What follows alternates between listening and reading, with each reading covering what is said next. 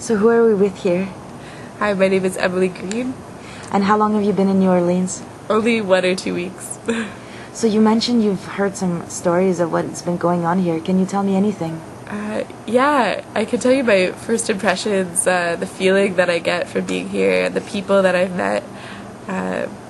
Just, everyone that lived through Katrina seems to have like a really intense perspective on their community and on life, and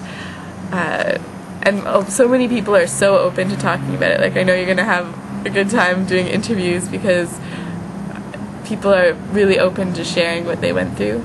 Like, I've never had such intense bus stop chit chat before. Like, this woman that I met, she just told me all about the most devastating things that had happened to her, and the way that she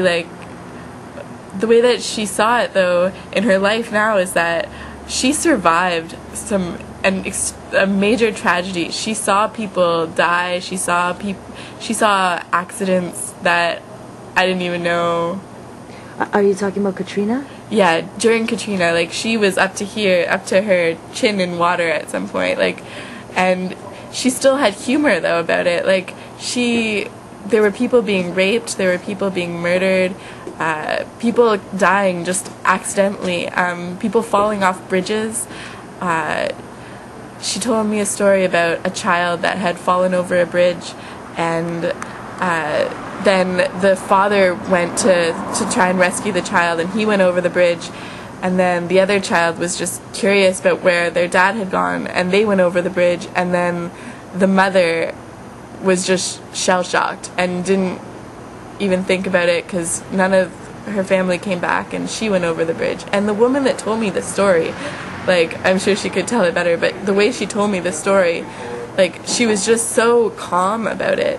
And there's almost that feeling where it's like there's been this like glimpse at apocalypse almost, and people just she had this sense about her about like how if she survived that, she saw all that happen, and she's still alive, there must be a reason for her to be alive. That was what she was saying to me. Like, she repeated that, and that really was inspiring to me. Like, that she was an older woman, and that she lived that, and now she just feels this renewed sense of purpose, like, and she really had hope too, that like she came back, she's still living here. That was really incredible. How did you end up in New Orleans? I was in the neighborhood. I was in Florida, Pensacola, Florida, and I had a ride coming this way, and I just had romantic notions about it. I thought there's definitely a chance I can get involved, and there's help needed. I like to get involved, like volunteer. And what's happening tomorrow for the People's Summit? Tomorrow there are workshops all day. There's going to be a protest for people that don't feel for such a for such a like crappy thing to be happening behind closed doors that's going to influence our lives and future generations. And you mentioned you were going to be involved somehow?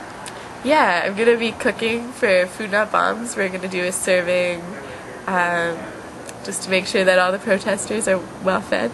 And then I'm going to dress up and join the masquerade march that's going to happen as well. And I'm hoping to catch some workshops to learn more about it.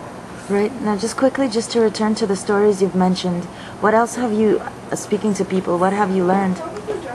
I've learned that, you could come very close to dying and then still... Hey, Chris. How you been? Really good. Yeah, you can come close to dying and still feel, like, excited to be here. And you can go through devastating things and yeah, still want to be here. And also, another thing that... people talk about the city and they talk about rebuilding. they're not just talking about buildings, they're talking about neighborhoods, they're talking about like communities of people that maybe some of them haven't returned and some of the businesses haven't been able to reopen. And you know, something that really struck me was just how affected we are by, you know, not just like the infrastructure and like the roads and the buildings, but actually like the substance to that, the people that are there. Like that was really inspiring. Thank you so very much. Yeah, thank you. I think I